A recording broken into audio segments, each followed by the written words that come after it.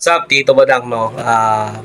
Mukhang pinapahagingan tayo ni Tito, ano ngayon, ni Tito Dalmatian, Dun sa podcast na kay Enigma, mukhang binabanata na naman tayo na ito, Pero may sasabihin lang ako, no?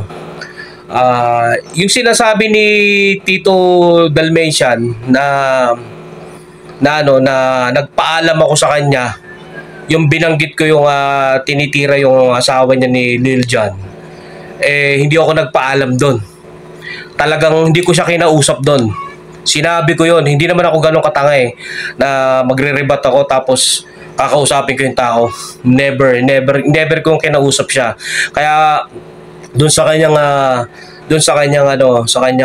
review na nagpaalam ako, kalokohan yun. Hindi ako nakikipag-usap sa tao para mag-rebat doon sa mga ganun. May bayag ako, hindi ako yung duwag na ang gusto ko ipamukha lang, para malaman mo at malaman ng tao na na sinungaling ka. Yun lang naman, di ba? Kaya mahirap paniwalaan talaga pag maraming nagpapalit-palit ka ng anyo. Di ba? Lalo na kung batikang ka. O yun, di ba? Alright.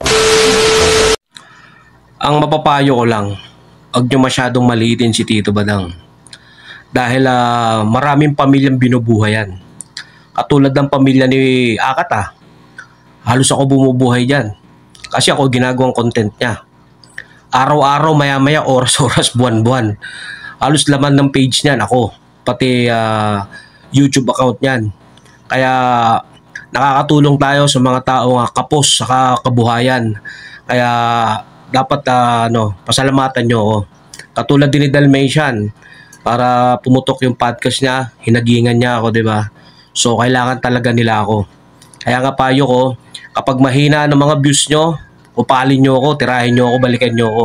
Kasi yung mga tao nakaabang lang sa mga pangungupal sa akin, tsaka sila magtatawanan.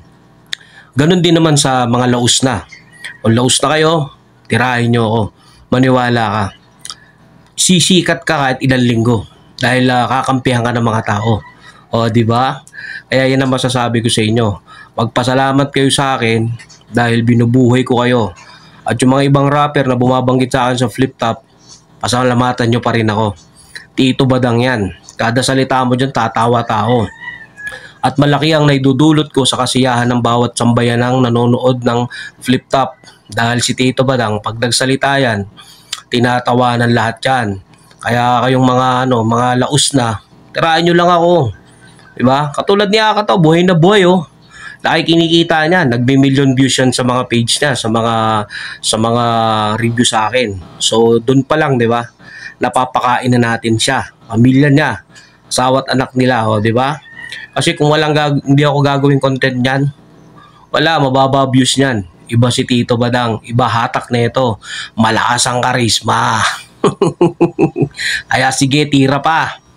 At least kumakain kayo ng masarap dahil sa akin. Magpasalamat kayo kay Tito Badang.